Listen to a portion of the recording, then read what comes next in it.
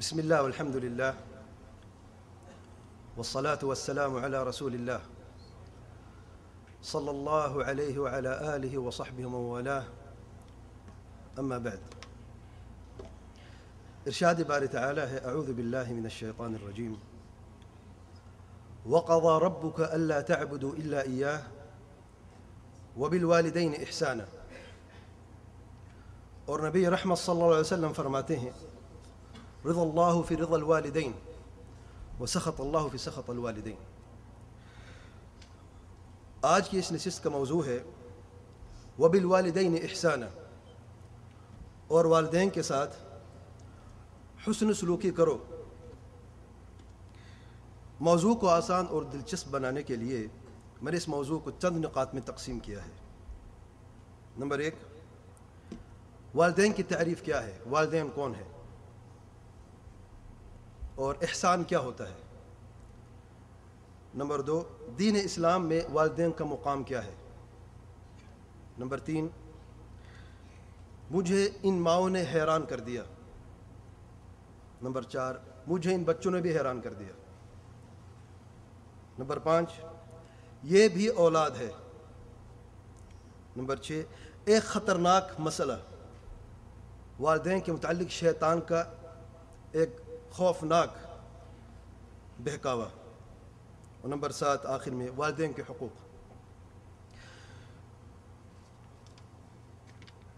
والدین کون ہیں، والدین کی تعریف.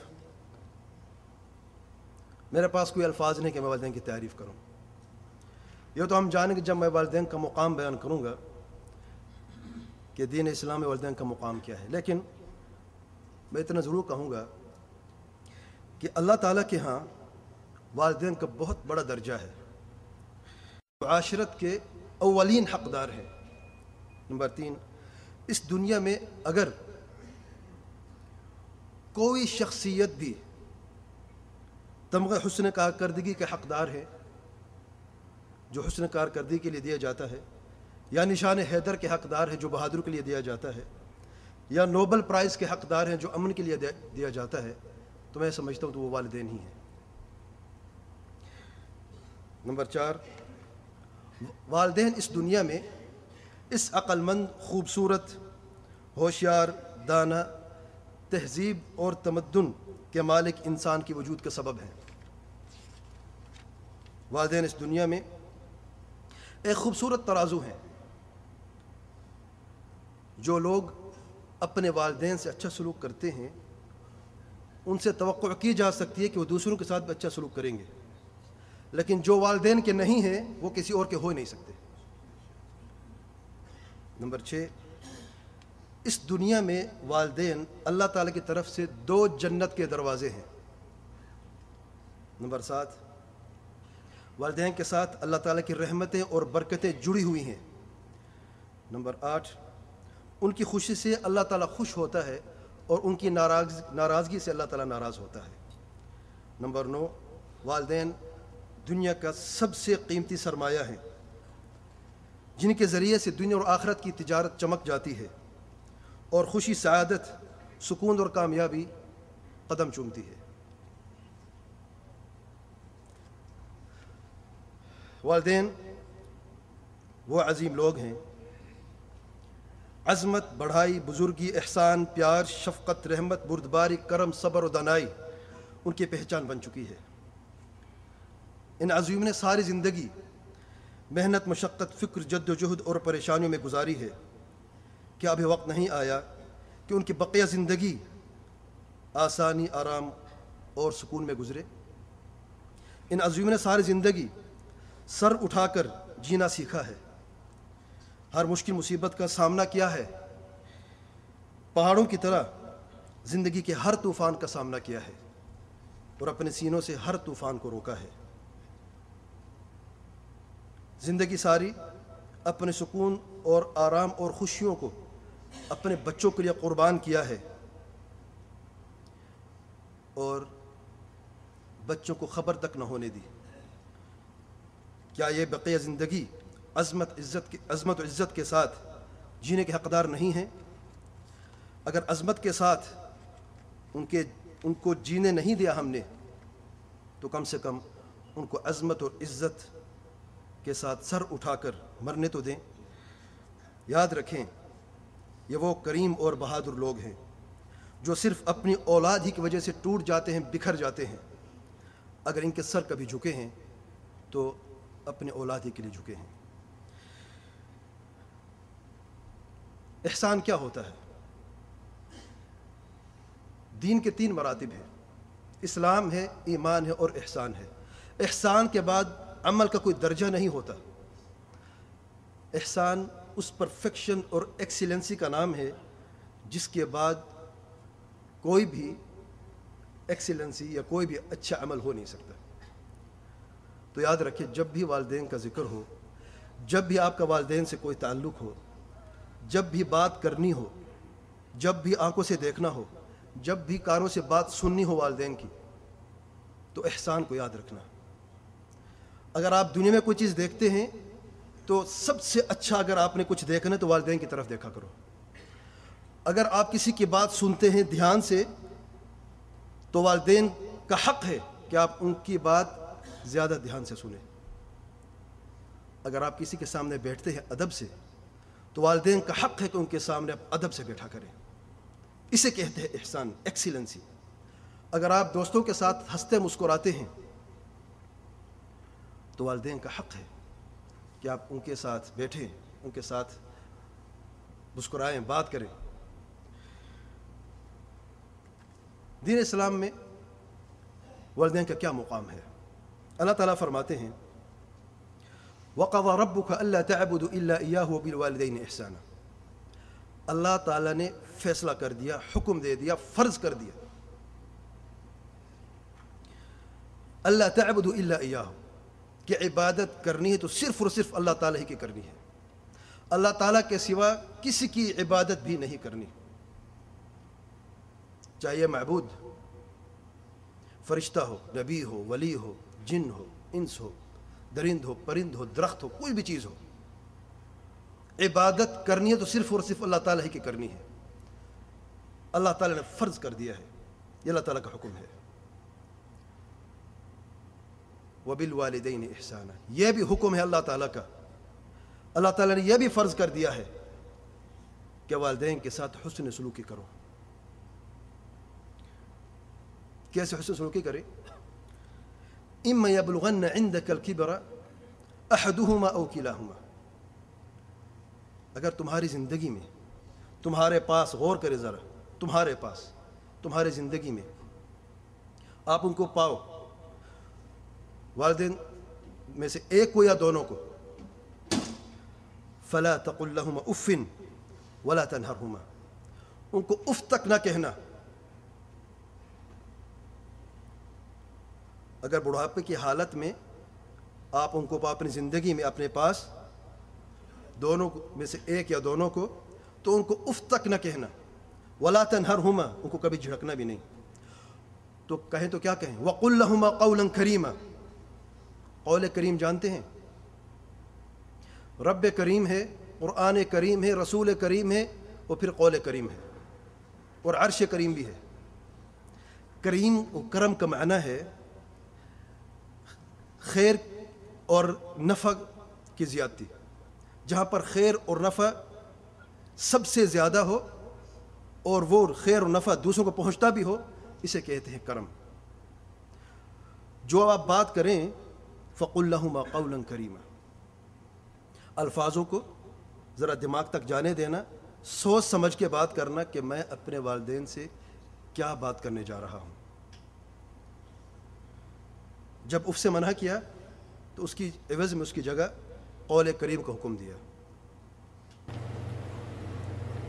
وَاخْفِضْ لَهُمَا جَنَاحَ الذُّلِّ مِنَ الرَّحْمَةِ، اگر انسان کے کوئی پر ہوتے، اور پرندے کے سب سے زیادہ عزیز چیز پرندے کے پر ہوتے ہیں، اگر انسان کے پر ہوتے تو اللہ تعالیٰ کا حکم ہے وَاخْفِضْ لَهُمَا، جھکا دو اپنے پروں۔ دنیا کی سب سے عظیم چیز کو اگر تمہارے پاس ہے تو اسے جھکا دو۔ جناح الذل من الرحمہ، ٹوٹ جو اپنے والدین کے ساتھ، ذلت اور انکساری کے ساتھ، رحم کرتے ہوئے۔ وَقُلْ رَبِّ اور یہ کہو اے میرے رب، اے میرے پروردگار، ارحمہما، اے میرے رب ان پر اپنی رحمت نازل فرما۔ کیوں؟ کما ربیانی صغیرا، جس طریقے سے انہوں نے میری تربیت کی، رحم سے، شفقت سے، کرم سے، بچپن میں جب میں محتاج تھا، کمزور تھا، مسکین تھا، حقیر تھا۔ آج وقت آ گیا ہے، آج میں اس قابل ہو گیا ہوں، اپنے پاؤں پر کھڑا ہو سکتا ہوں، اب دعا بھی کر سکتا ہوں۔ اے اللہ تعالیٰ میرے والدین کامیابی عطا فرما، دنیا اور آخرت کی خوشیاں عطا فرما، اور ان پر رحم فرما۔ یہ سورۃ الاسراء نمبر 23 اور 24 ہے۔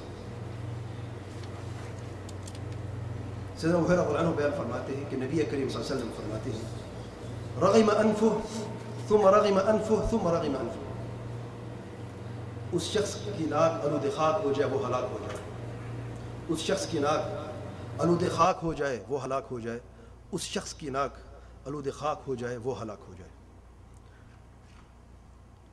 قیل من یا رسول اللہ، عرض کیا گیا اے اللہ تعالیٰ کے پیارے پیغمبر صلی اللہ علیہ وسلم، کون یہ کون بدبخت لوگ ہیں جو کو نبی کریم صلی اللہ علیہ وسلم بد دعا کر رہے ہیں؟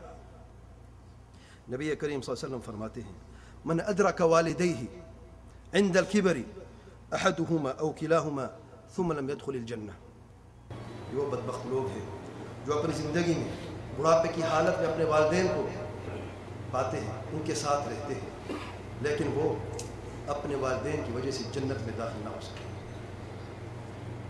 ہلاک ہیں وہ لوگ، ناکام ہو چکے ہیں وہ لوگ۔ اور یہ حدیث صحیح بخاری حدیث نمبر 6458 ہے۔ سیدنا عمر بن خطاب رضی اللہ عنہ بیان فرماتے ہیں میں نے نبی کریم صلی اللہ علیہ وسلم کو فرماتے ہوئے سنا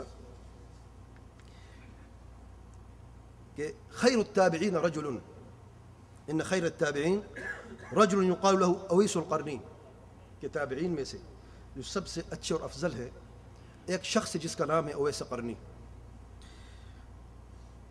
یقال له اویس القرنی وله والدۃ، اس کی والدہ زندہ ہے، وکان به بیاض، اس کو ایک مرض تھی اور وہ مرض جو ہے برس کی مرض تھی، والدہ کی دعا سے وہ کم ہو گئی، فمروه فلیستغفر لکم، جب اس شخص سے ملاقات ہو تو اسے گزارش کرنا کہ وہ تمہارے لیے دعا کرے۔ صحابہ کرام ایک تابعی سے دعا کی گزارش کرتے ہیں، یہ شخص ہے کون؟ آخر کیا عظمت ہے اس شخص کے اندر؟ یہ حدیث سے مسلم حدیث نمبر 6438 ہے۔ آپ جانتے ہیں کہ اویس قرنی یمن کا ایک شخص تھا، یہ شخص صحابی بن سکتا تھا اگر یمن سے سفر کر لیتا، مدینہ میں آ جاتا اور نبی کریم صلی اللہ علیہ وسلم سے ملاقات ہو جاتی ایمان کے ساتھ، تو یہ صحابی ہوتا، تو صحابی بننے سے اسے ایک چیز نے روکے رکھا، اور وہ ہے اس کی ماں کے ساتھ حسن سلوکی کرتا تھا، ماں کے بغیر ایک لمحہ بھی نہیں رہ سکتا تھا۔ اس نے عزم کیا جب تک میری ماں زندہ ہے میں اپنی ماں کے قدموں کو چھوڑ کے نہیں جاؤں گا۔ نبی رحمت صلی اللہ علیہ وسلم کو خبر ملی کہ یمن میں ایک ایسا شخص ہے جو آپ سے ملاقات کو تو ترس رہا ہے لیکن اپنی والدہ کے لیے وہاں پہ ٹھہرا ہوا ہے، صحبت سے محروم ہے۔ تو نبی کریم صلی اللہ علیہ وسلم کے انصاف دیکھیں، صحابی تو نہ ہو سکے وہ، لیکن صحابہ کرام نے جب ان سے ملاقات ہوئی یہ حدیث بیان فرمائی، اور صحابہ کرام ابوبکر صدیق، عمر بن خطاب جیسے عظیم صحابہ نے اس شخص سے گزارش کی کہ ہماری دعا کریں، یہ قیمت ہے اس انسان کی۔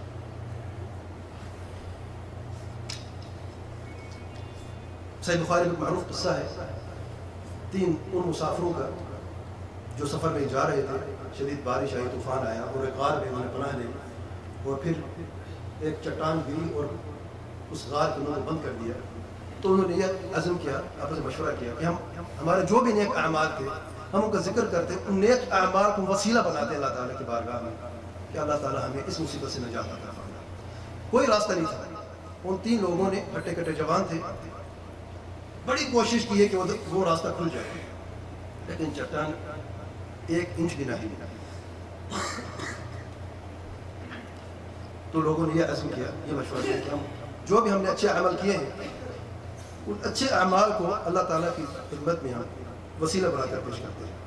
ان میں سے جو پہلا تھا اس شخص نے کہا کہ اے اللہ تعالیٰ، میرے والدین تھے، میں جب بھی گھر آتا تھا میرا معمول یہ تھا کہ میں دودھ لے کے آتا تھا اور اپنے والدین کو پلاتا تھا. میرے بچے بھوکے پیاسے ہوتے جب تک کہ والدین کو دودھ نہ پلاتا اپنے بچوں کو دودھ نہ دیتا. ایک مرتبہ دیر ہو گئی کام کرتے کرتے، گھر واپس آیا، دودھ لے کے پہنچا، دونوں والدین سو چکے تھے اور میرے بچے، حدیث کے الفاظ ہیں، میرے بچے بھوک سے رو رہے تھے.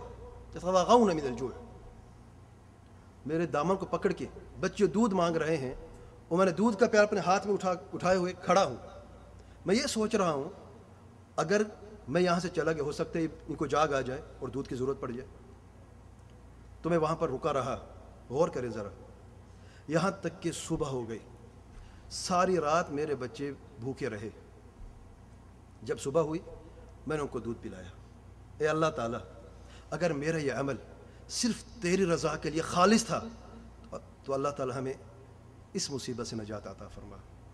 وہ چٹان 3 جوانوں نہ ہلا سکے، وہ اس عمل نے، اس عظیم عمل نے اس پہاڑ کے ٹکڑے کو ہلا دیا. والدین کے ساتھ حسن سلوکی میرے بھائیوں پہاڑوں کو ہلا دیتی ہے. یہ روایت جو ہے صحیح بخاری حدیث نمبر 5974 ہے. ایک اور اس سے بھی بڑا پیارا قصہ ہے. صحیح مسلم میں حدیث نمبر 6460 میں سیدنا امام عبداللہ بن دیران فرماتے ہیں کہ ایک مرتبہ میں سیدنا عبداللہ بن عمر بن خطاب عنہ کے ساتھ تھا، تو ایک اعرابی ہمیں راستے میں ملا. بدو تھا، مکہ کے راستے میں ہم مکہ کی طرف جا رہے تھے. فسلم علیہ عبداللہ، سیدنا عبداللہ بن عمر رضی اللہ عنہ نے اسے سلام کیا اور پھر فحملہ علی حمارہ، گدھے پہ بٹھایا. اور ایک روایت میں ایسے مسلم میں کہ خود گدھے سے اترے اور گدھا دے دیا. اپنے سر پہ جو پگڑی تھی وہ اتار کے اس بدو کے سر پہ رکھ دیا اور کہا چلو یہ تمہارا تحفہ ہے. تو عبداللہ بن دینار جو تابعی ہیں وہ کہتے ہیں ہم نے کہا کہ آپ نے یہ بڑا عجیب سا معاملہ کیا اس شخص کے ساتھ. یہ تو بدو ہے، تھوڑے سی تحفے پر بھی راضی ہو جاتے ہیں. آپ نے اپنی سواری بھی دے دی اور سر کی پگڑی بھی دے دی. اچھا سواری جانتے، گدھا جو ہے وہ آج کے زمانے کی، آپ مرسیڈیز تو نہیں کہوں گا میں، لیکن کیمری 2011 ماڈل سمجھ لیں آپ، وہ دے دی ہے. اور سر کی پگڑی صحابی کی سر کی پگڑی ہے، کوئی عام پگڑی نہیں ہے میرے بھائیوں. اور عرب جانتے کہ پگڑی کا کیسے لحاظ کرتے تھے وہ لوگ. بہرحال سیدنا عبداللہ بن عمر خطاب فرماتے ہیں اس شخص کا باپ جو ہے وہ میرے والد کا دوست تھا، تو میں اپنے والد کی صلہ رحمی کرتے ہوئے اس شخص کے ساتھ میں نے یہ سلوک کیا ہے. سیدنا عمر بن خطاب بھی وفات پا چکے، اب اس بدو کا باپ بھی وفات پا چکا ہے. سبحان اللہ. بہرحال آگے فرماتے ذرا غور کر حدیث پہ، پھر یہ حدیث پڑھ کے سناتے ہیں. فرماتے ہیں اور میں نے رسول اللہ صلی اللہ علیہ وسلم کو فرماتے ہوئے سنا، بھوک سے رو رہے ہیں، ان ابر البر صلۃ الولد لاہل ود ابی. میرے دامن کو پکڑ کے بچے دودھ مانگ رہے ہیں، ہمارے دودھ کا پیالہ اپنے ہاتھ میں اٹھا بڑے حسن سلوک یہ ہے کہ کوئی شخص حسن سلوکی کرے اپنے والد کے پیاروں کے ساتھ. دودھ کی ضرورت پڑ جائے، والد کی بات نہیں ہو رہی، والدین کی. تمہیں وہاں پر جو والدین کے پیارے ہیں، جو والدین کے دوست ہیں، والدین کے پیارے سب سے زیادہ پیارے والدین کے کون ہوتے ہیں؟ قریب رشتہ دار. والدین کے بھائی ہیں، ان کی بہنیں ہیں، ان کے بچے ہیں. یہ تو دوست کی بات ہو رہی ہے. ہم خود ذرا اپنے گریبان میں جھانک کر دیکھیں کہ والدین کی وفات کے بعد ہمارا والدین کے پیاروں کے ساتھ کیا سلوک ہوتا ہے، ان کی زندگی میں ان کے سامنے کیا سلوک ہوتا ہے ہمارا. الا من رحم اللہ سبحانہ وتعالی.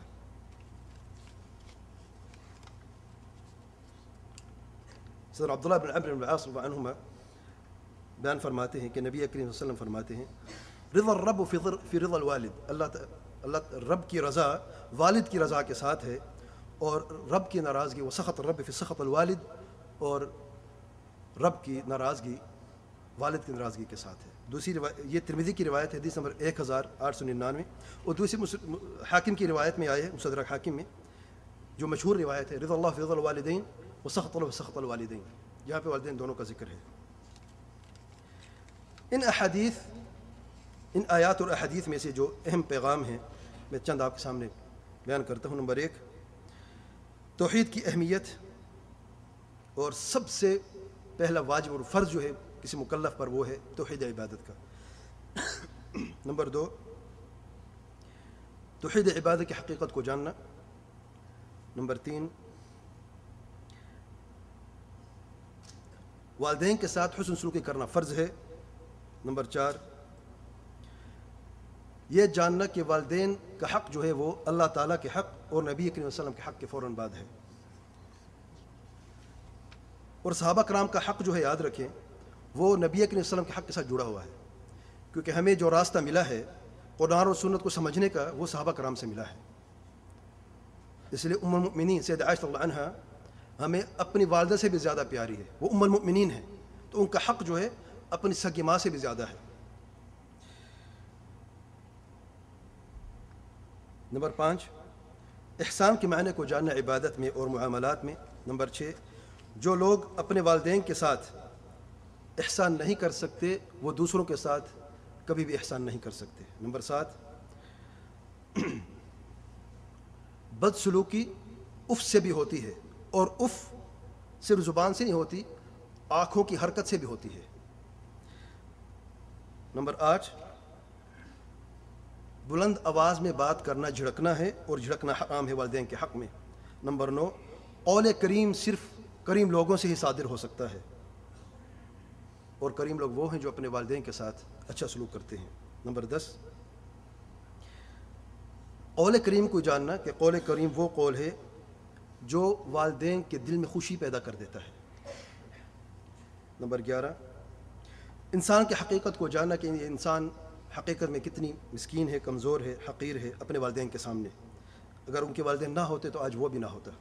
نمبر 12، اس دنیا میں سب سے زیادہ رحمت اور شفقت کے حقدار والدین ہیں۔ نمبر 12، والدین کے ساتھ بدسلوکی کرنے والا اس زمین کے اوپر بوجھ ہے اور بڑا مجرم ہے، اور ان لوگوں کی وجہ سے آج یہ زلزلے اور طوفان جو آپ دیکھ رہے ہیں، جو مصیبتیں آ رہی ہیں، وہ انہی اس بدسلوکی کی وجہ سے ہے۔ اور یاد رکھیں میں والدین کے حق کی بات کر رہا ہوں، نبی کریم صلی اللہ علیہ وسلم کا حق ان سے والدین سے زیادہ ہے، اور اللہ تعالیٰ کا حق سب سے زیادہ ہے۔ تو شرک اور بدعات اور خرافات جو امت میں آج ہو رہی ہیں، یہی بنیادی وجہ ہے آج امت میں جو ذلت اور رسوائی ہے، یہ بنیادی وجہ ہے اس کی۔ نمبر 14، والدین جنت کے 2 دروازے زمین کے اوپر۔ نمبر 15، وہ شخص ہلاک ہو چکا ہے جس کے پاس جنت کے 2 دروازوں یا 1 دروازہ ہو اور وہ اس دروازے سے جنت میں داخل نہ ہو سکے۔ نمبر 16، آسمان کے سب سے افضل مخلوق جبریل علیہ السلام بد دعا کرتے ہیں، اور پوری کائنات کے افضل مخلوق نبی رحمت صلی اللہ علیہ وسلم بد دعا کرتے ہیں ان لوگوں پر جو اپنے والدین کے ساتھ صرف حسن سلوک نہیں کرتے، جو اپنے والدین کی وجہ سے جنت میں نہ جا سکے۔ نمبر 17، اللہ کی قسم جن لوگوں کی یہ حالت ہے وہ کبھی فلاح نہیں پائیں گے۔ نمبر 18،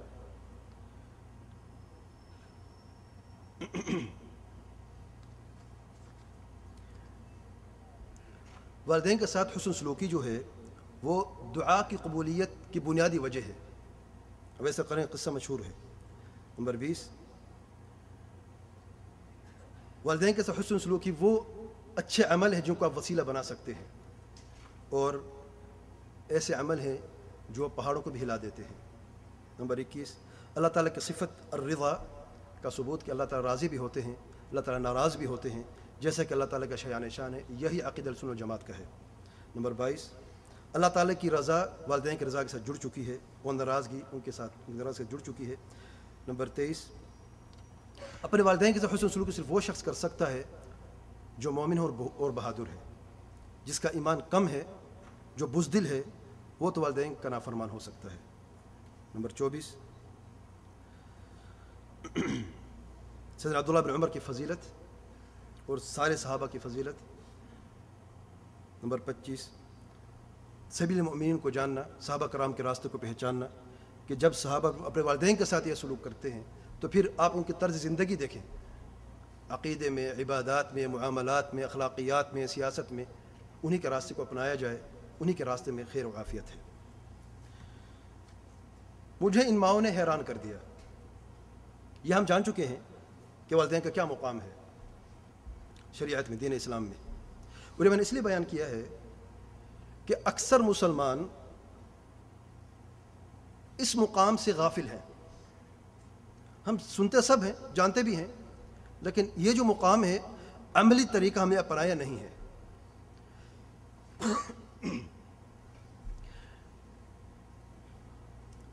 مجھے تعجب ہوتا ہے ان بعض مسلمانوں پر جو مدرز ڈے اور فادرز ڈے مناتے ہیں، ان کے اہتمام کرتے ہیں۔ دیکھیں، یہود و نصارہ کافر بدکار لوگ جو ہیں، جب اللہ کے نہ ہو سکے تو کسی اور کا کہاں ہونا ہے؟ انہوں نے اپنے والدین کے ساتھ انہیں کیا حسن سلوکی کرنی ہے؟ کافر کی کیا زندگی ہے؟ جانور سے بدتر زندگی ہے، بلکہ جانور بھی ان سے اچھے ہیں۔ انہم الا کالانعام بل ہم اضل، اللہ تعالیٰ فرماتے ہیں۔ عجب ان پہ نہیں ہوتا، ان کو ضرورت ہے اس لیے وہ کرتے ہیں۔ تعجب ہوتے ہیں بعض مسلمانوں پر۔ دیکھیں 365 دن ہے سال میں، وہ ایک دن اہتمام کرتے ہیں بس والدین کے ساتھ حسن سلوکی کا، تحفے لے لیتے ہیں، ٹیلی فون پہ بات ہو جاتی ہے، ان کی ملاقات کے لیے جاتے ہیں۔ کیا ہم بھی ایسے ہو چکے ہیں؟ اپنے والدین کو صرف ایک سال میں ایک دن یاد کرتے ہیں، تحفے تحائف دیتے ہیں، ان کے قریب ہوتے ہیں۔ عجب بات ہے، مومن ہو، مسلمان ہو اور یہ عمل کرتا ہو۔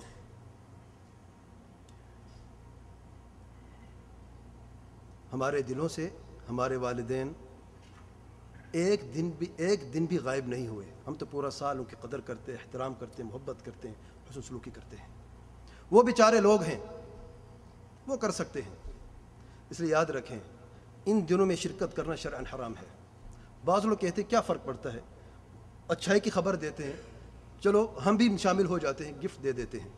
نہیں، یہ ان کے طور طریقے ہیں، ان کے ایجاد کردہ طریقے ہیں، وہ جانے، یہ طریقہ ان کو مبارک ہو۔ ہمارے پاس جو طریقہ ہمیں اللہ تعالیٰ نے اور اللہ تعالیٰ کے پیارے پیغمبر صلی اللہ علیہ وسلم نے بیان فرمایا ہے، وہ ہمارے لیے کافی ہے۔ میں یہ کہہ رہا تھا، اگلا جو نقطہ ہے، مجھے ان ماؤں نے حیران کر دیا۔ میرے پاس کلینک میں ایک ماں آئی، اس کا دودھ پیتا بچہ تھا۔ مجھے کہتی ہیں کہ مجھے ڈاکٹر صاحب یہ بتائیں میں نے ٹھیک کیا یا غلط کیا، مجھے پتہ نہیں ہے۔ مشورہ یہ لینے گئی، فیس بھی دی مشورے کی، کہ رات کو میرا بچہ جو ہے، تقریباً اس کی عمر 4 مہینے ہوگی، دودھ پیتا بچہ تھا، 3 مہینے ہوگی، ساری رات روتا رہا ہے۔ میرا خاوند سفر پہ باہر گیا ہوا ہے، مجھے کچھ اور سمجھ میں نہ آیا، بچے کو روتے ہوئے میں دیکھ نہیں سکتی تھی، میں بھی رو رہی تھی، بچہ بھی رو رہا تھا۔ تو میرے ذہن میں ایک بات آئی، پیناڈول کی میں نے گولی کھا لی، اور پھر کچھ دیر کے بعد میں نے بچے کو دودھ پلا دیا، اور بچے تھوڑی دیر بعد خاموش ہو گئے۔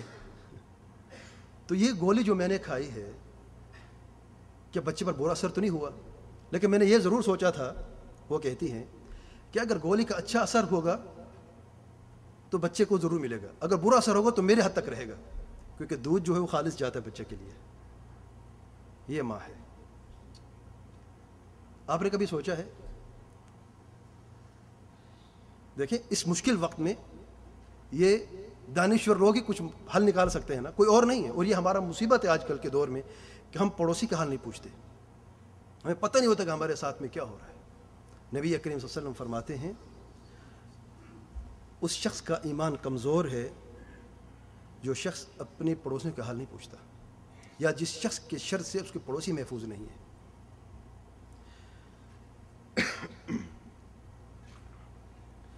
ایک دوسری ماں آئی، 2 سال کا بچہ تھا، بچے کو بخار تھا 100 پہ۔ جب اسے دیکھ رہا تھا تو اس کی ماں جب مجھے بتا رہی، اس کی لرزنے کی آواز آئی، کیونکہ اسے لرزتا ہے ایسے زبان سے بھی اس کی۔ تو میں نے پوچھا بہن خیریت تو ہے؟ کہتے میں ٹھیک ہوں، میرا بچہ بیمار ہے۔ کوئی شک پڑا کہ یہ بھی بیمار لگتی ہے مجھے۔ میں نرس سے کہا ذرا اس کو چیک تو کریں، میں نے کہا فیس نہ دیں، میں ویسے دیکھ لیتا ہوں۔ اس کا بخار چیک کیا 103 پہ تھا، واللہ تو میں نے کہا آپ تو زیادہ بیمار ہیں. کہتے نہیں میں ٹھیک ہوں, میرا بیٹا زیادہ بیمار ہے. یہ ترازو کبھی دیکھنا اپنے دنیا میں. 100 کا بخار زیادہ خطرناک ہوتے 103 والا. یہ ترازو اگر اس دنیا میں ہے تو والدین کے پاس ہے بس. اس نے بتایا دیکھیں عظیم لوگ ہیں, میں نے شروع میں بات کی ہے, یہ سر اٹھا کے جینے لوگوں نے سیکھا ہے. اس نے مجھ سے مانگا نہیں ہے, میرے پاس فیس کے پیسے نہیں ہیں یا دوائی کے پیسے نہیں ہیں, میرے بچوں کو دیکھ لو بس. نہیں, وہ رز رہی تھی, تکلیف میں تھی, جیسے بھی تھی, صبر کر رہی تھی, لیکن بچے کے علاج کے لیے آئی. جو بھی پیسہ جمع کیا ہوا تھا اوپر بچے کے لیے لگا دیا.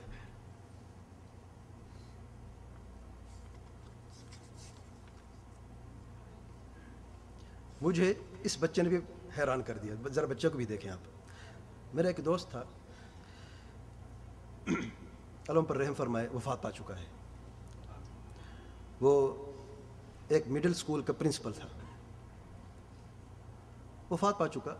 اگلے جمعے جو ہے مجھے اس شخص کے موبائل سے میسج آیا. ذرا غور کریں. ارے میں نے جب دیکھا یہ شخص تو مر چکا ہے, یہ میسج کہاں سے آ گیا؟ میسج پڑھا میں نے کہ اگر ہمارے والد نے, پہلے تو دعا لکھی ہے بڑی پیارے انداز میں, اگر ہمارے والد نے آپ کا کچھ دینا ہو تو وہ ہم سے رابطہ کریں. ٹھیک ہے, وقت گزر گیا. اگلے جمعے پھر میسج آیا کہ جمعے کے دن ایک ایسا لمحہ ہوتا ہے جس میں دعا رد نہیں ہوتی, آپ ہمارے والد کے لیے دعا کریں. میرے بھائی اس شخص کو 1 سال ہو گیا مرے ہوئے, ہر جمعے موبائل میری جیب میں ہے, ہر جمعے میسج آتا ہے. یہ بچے کیسے ہیں؟ یہ زمین پر رہنے والے بچے ہیں. ہم نے کبھی سوچا, ہم نے عمل کیا ہے؟ سفید داڑھی ہو گیا ہماری, ہمارے ذہن میں ایسی باتیں نہیں آئی. یہ عظیم بچے ہیں ان عظیم والدین کے. جانتے وہ شخص کیا کرتا تھا؟ مجھے پھر یاد آیا کہ یہ وہ بچہ نہیں کر رہا, یہ اللہ تعالیٰ کی توفیق ہے اس بچے کے لیے. وہ پرنسپل تھا, ایسا پرنسپل تھا جو کرسی پہ نہیں بیٹھتا تھا. اس کی وفات جمعرات کو شام کو ہوئی, رات کو.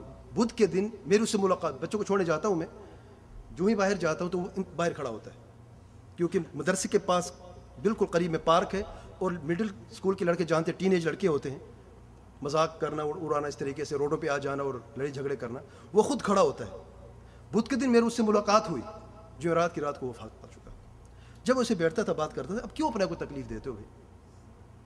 کہتے اگر میں ان کو اپنے بچے سمجھتا ہوں, یہ میرے سر پہ ذمہ داری ہے, اس لیے میں ان کے سختی کرتا ہوں, ان کے خیال رکھتا ہوں جیسے میں اپنے گھر میں اپنے بچوں کا خیال رکھتا ہوں. دیکھ وہ شخص تو مر گیا, لیکن اللہ تعالیٰ نے اس کے اس عمل کو شاید پسند آ گیا. سبحان اللہ. اس کے بچے آج بھی میسج بھیجتے ہیں, پتہ نہیں ان کے موبائل میں کتنی نمبر فیڈ ہے. آپ دیکھ لیں, آپ کے موبائل, سب کے موبائل میں کتنے نمبر ہوتے ہیں. اگر 100 نمبر آپ کے موبائل میں فیڈ کر چکے ہیں آپ, اور آپ کا بچہ آپ کے وفات کے بعد آپ کے موبائل کو زندہ رکھتا ہے اور میسج بھیجتا ہے کہ میرے باپ کے لیے دعا کرنا جمعے کے جمعے. ایک حدیث میں آیا ہے, دیکھیے عمل کتنا عظیم ہے. نبی کریم صلی اللہ علیہ وسلم فرماتے ہیں کہ قیامت کے دن ایک شخص کو ایک جگہ ملے گی, درجہ بلند جنت میں. وہ شخص کہے گا میرے تو عمل اتنی ہے ہی نہیں, یہ درجہ کہاں سے ملا مجھے؟ اسے کہا جائے گا تیرے مرنے کے بعد تیری اولاد کی دعا نے تمہیں یہاں پہ پہنچایا ہے.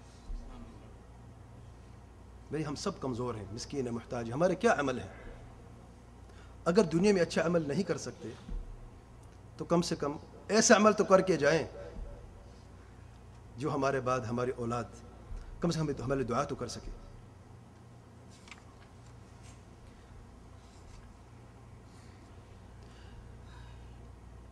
یہ بھی اولاد ہے.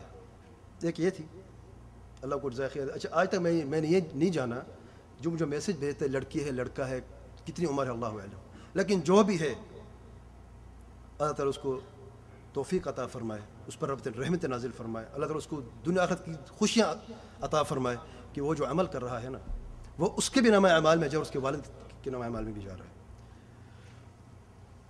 اب یہ بھی اولاد ہے.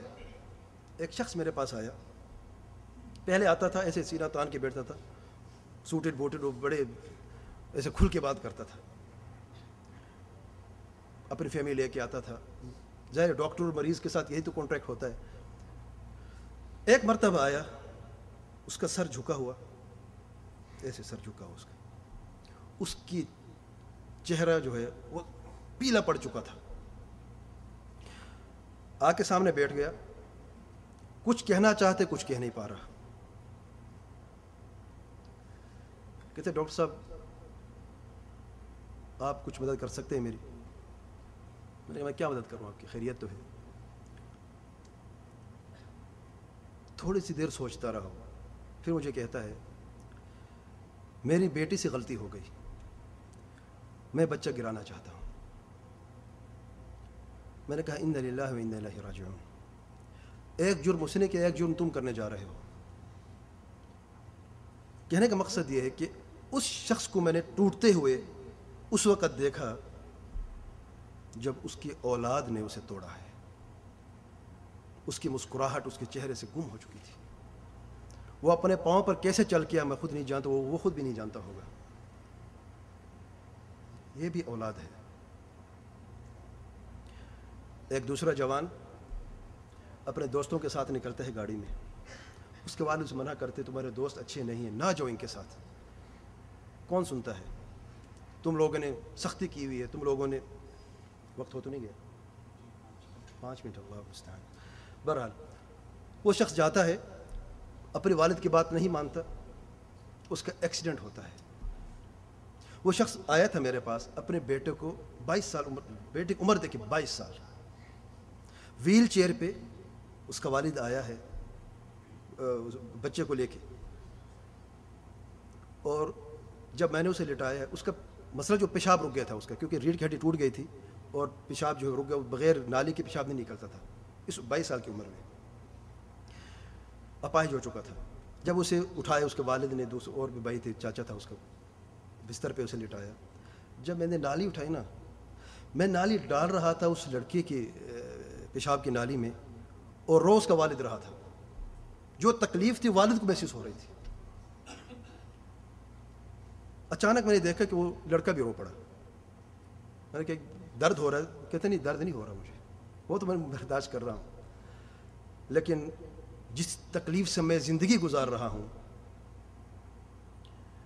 میں آپ کو بتا نہیں سکتا ہوں. کاش میں نے اس دن اپنے والد کی بات ماننی ہوتی. اب میرا فیوچر، میرا مستقبل کیا ہے؟ زندگی ساری ویل چیئر پہ رہوں گا میں، اپنے والد کو تکلیف دیتا رہوں گا میں. لیکن بعد میں سوچنے کا فائدہ کیا ہے؟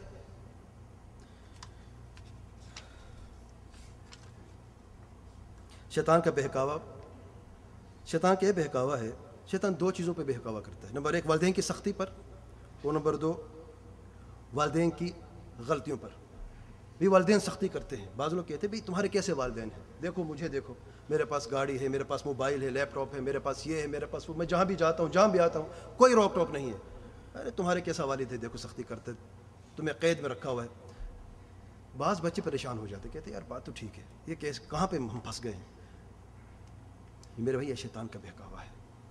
جب ایسی کوئی بات ہو، پہلی بات یہ والدین کو میں نصیحت کرتا ہوں، نمبر 1 زیادہ سختی نہ کریں. نمبر 2 اگر کرنی تو دونوں میں سے ایک کرے، اور والد کرے والدہ نہ کرے. نمبر 3 اگر سختی کرنی ہے تو دین کے لیے کرنی، اللہ کے لیے کرنی ہے، دنیا کے لیے صرف سختی نہیں کرنی. ہم سختی کرنا جانتے ہیں، بچہ پڑھتا نہیں، بچے کو ABC نہیں آتی، بچہ پڑھائی میں پیچھے جا رہا ہے، بچہ نماز نہیں پڑھتا، اس کی پرواہ نہیں ہے ہمیں. اور ان بچوں کو یہ نصیحت کروں گا میں جو کچھ شیطان یہ وسوسہ کرتے ہیں، نمبر 1 یہ سختی نہیں، یہ محبت ہے، اور محبت کا اثر، رحمت کا اثر ہے تمہارے اوپر. نمبر 2 آج کامیاب لوگوں سے یہ سوال کر کے دیکھو کہ تمہاری کامیابی کے پیچھے کیا ہے. اکثریت یہ جواب دے گی والدین کی سختی تھی، اور سختی حق پہ. اور ناکام لوگوں سے پوچھے ناکامی کی کیا وجہ ہے، وہ کہتے ہیں اکثر ان کی اکثریت کہ ہم والدین کی سختی کو جو ہے برا سمجھتے تھے اور ان کی بات نہیں مانتے تھے، سختی کی جواب سختی دے دیتے تھے، سختی کی جواب سختی سے دیتے تھے. نمبر 3 آپ جانتے ہیں کہ دنیا میں صرف سگریٹ نوشی سے سالانہ 4 ملین لوگ مرتے ہیں. 4 ملین. آپ کے والدین چاہتے ہیں کہ آپ سلامت رہیں، وہ آپ ان کی آنکھوں کی ٹھنڈک ہے. وہ چاہتے ہیں کہ ہمارے بچے تندرست رہیں، ٹھیک ٹھاک رہیں، ہمارے سامنے رہیں، خیر و عافیت سے رہیں. اور روڈ سائڈ ایکسیڈنٹس میں سالانہ اس سے زیادہ لوگ مرتے ہیں. تو یہ ان کا قصور ہے، وہ آپ کی سلامت چاہتے اور آپ کہتے سختی کرتے ہیں۔ اور آخر میں شیطان کو یہ منہ توڑ جواب دینا، اسماعیل علیہ السلام کا قصہ سنا دینا۔ خواب دیکھتے ابراہیم علیہ السلام اپنے بیٹے کو ذبح کر رہے ہیں۔ یا بنی انی اری فی المنام انی اذبحک فانظر ماذا تری، تم کیا کہتے ہو، کیا مشورہ ہے تمہارا؟ مشورہ لیا جا رہا ہے، باپ بیٹے سے مشورہ لے رہا ہے، کس چیز کا؟ قتل کرنے کا مشورہ لے رہا ہے۔ اس سے بڑھ کر کچھ دنیا میں سختی ہو سکتی ہے؟ جان لینی ہے باپ نے بیٹے کی۔ فانظر ماذا تری، میرے بیٹا کیا کہتے ہو تم؟ جواب کیا ملتا ہے؟ افعل ما تؤمر ستجدنی ان شاء اللہ من الصابرین، جو کچھ تمہیں حکم دیا گیا اس حکم کی تعمیل کیجیے، انشاءاللہ میں صبر کرنے والوں میں سے ہوں گا۔ عجب بات ہے۔ فلما تلہ للجبین، اب بیٹا کہتے ہیں میرا منہ جو ہے زمین پہ کر دینا، یہ نہ ہو کہ میرا چہرہ دیکھ کے آپ کا ہاتھ کام جائے۔ بیٹے کا منہ زمین کی طرف ہے، باپ کے ہاتھ میں چھری ہے اور چھری پھیر رہا ہے۔ بیٹا کہتے بابا گردن نہیں کٹ رہی، ذرا زور سے۔ ایسے بیٹے دیکھیں کبھی؟ جب شیطان کے یہ بہکاوو، جواب یہ دینا شیطان کو کہ ہمیں جو راستہ ملا ہے وہ انبیاء کا راستہ ہے، ہم اپنی گردنیں کٹوا سکتے ہیں والدین کے لیے۔ اور آخر میں جو والدین کی غلطی کے متعلق بات ہوتی ہے، یاد رکھیں والدین معصوم نہیں ہیں، غلطیاں ان سے بھی ہوتی ہیں، لیکن یاد رکھیں بڑھاپے کی وجہ سے، بلڈ پریشر کی زیادتی کی وجہ سے، بہت ساری تکلیفوں کی وجہ سے وہ غلطی کر بیٹھتے ہیں، لیکن ان کی جو غلطی ہے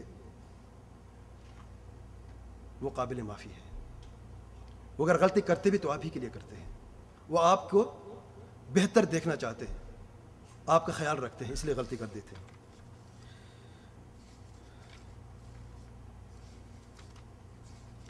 والدین کے حقوق آپ سمجھ چکے ہوں گے پورے درس میں،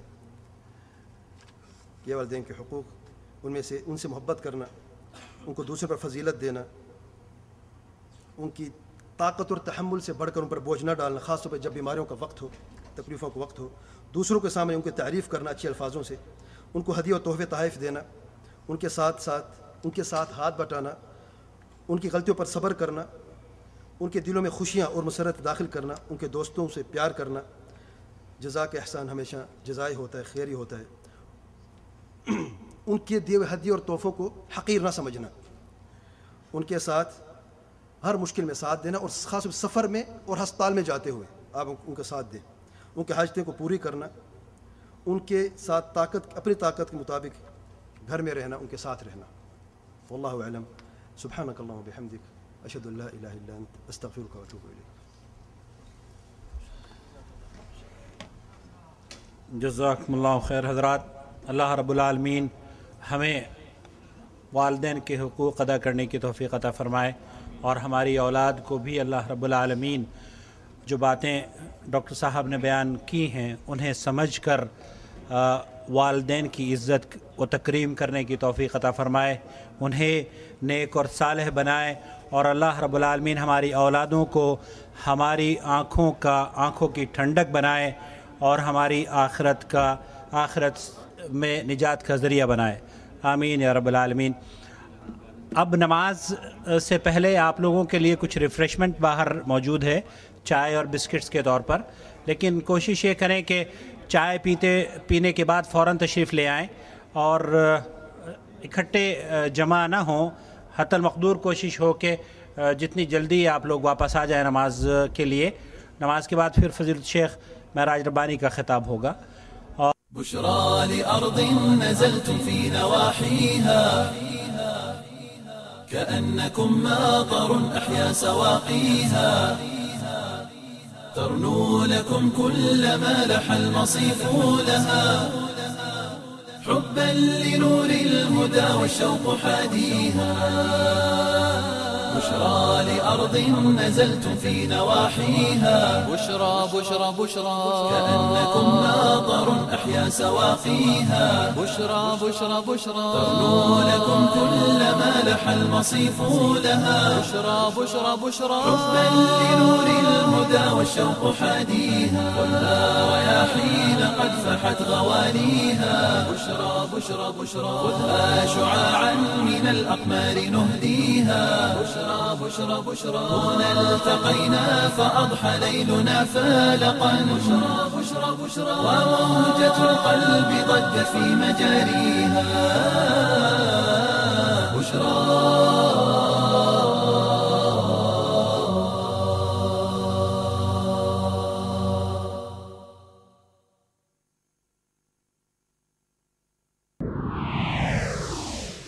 ہمارے پروگرام کے بارے میں جاننے کے لیے یا ہمیں اپنے قیمتی مشوروں سے نوازنے کے لیے براہ کرم ہم سے ان پتوں پر رابطہ فرمائیں. محمد عاقل، فون نمبر 0504686317. جدہ دعوت سینٹر حی سلامہ کا فون نمبر نوٹ فرما لیجئے 6828888. دہلی میں دارالکتب الاسلامیہ 419 اردو مارکیٹ، گلی مٹیا محل، جامع مسجد دہلی. Phone number 23269123. خالد حسین پردیسی میرا نام ہے. میرا نام محمد عثمان ہے، فیصل بدایوں سے. میرا نام اسلم نفیس خان. میرا نام محمد سلیم ہے. پیدائشی طور پر ہم خاندانی اہل شیعہ ہیں. میں دیوبند کا رہنے والا ہوں. تبلیغی تھا، مہینے میں 3 دن لگانا، ہفتے میں 2 گشت کرانا، اور صبح شام کی تعلیم 2.5 گھنٹے لگانا. یہ سب.